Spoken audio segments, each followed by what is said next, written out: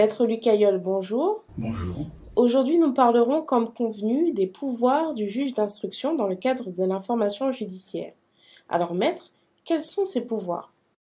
Alors, pour bien mener sa mission d'information, le juge d'instruction dispose de nombreux pouvoirs d'investigation et de contrainte.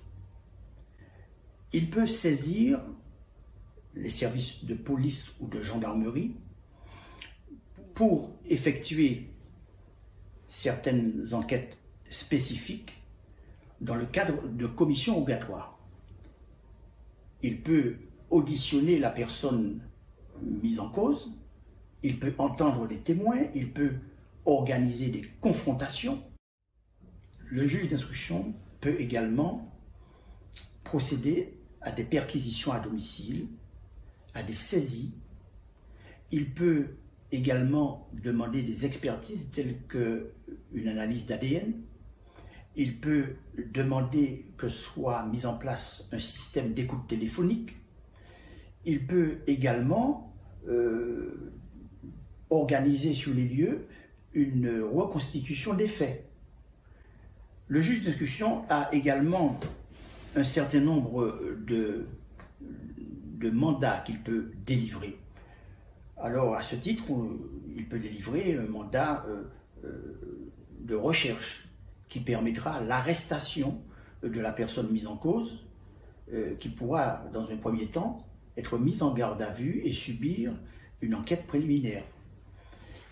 Le juge peut aussi délivrer un mandat de comparution pour obliger la personne mise en cause à comparaître devant lui. Il peut délivrer un mandat d'amener qui permet aux officiers de police judiciaire, enfin au service de la police ou de la gendarmerie, de conduire quelqu'un à son cabinet.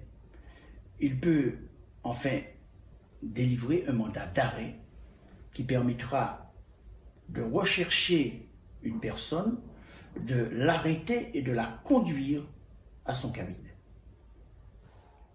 Lorsque le juge d'instruction arrivera au terme de ses investigations et qu'il estimera que l'information judiciaire est achevée, il pourra rendre une ordonnance de règlement.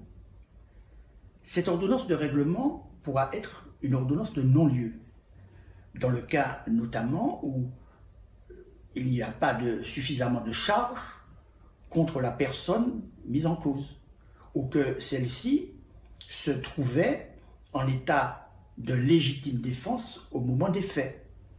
Dans le cas contraire, si l'information a révélé que l'infraction est bien établie, le juge d'instruction pourra rendre une ordonnance de renvoi devant la juridiction compétente pour juger la personne qui est à l'origine de l'infraction.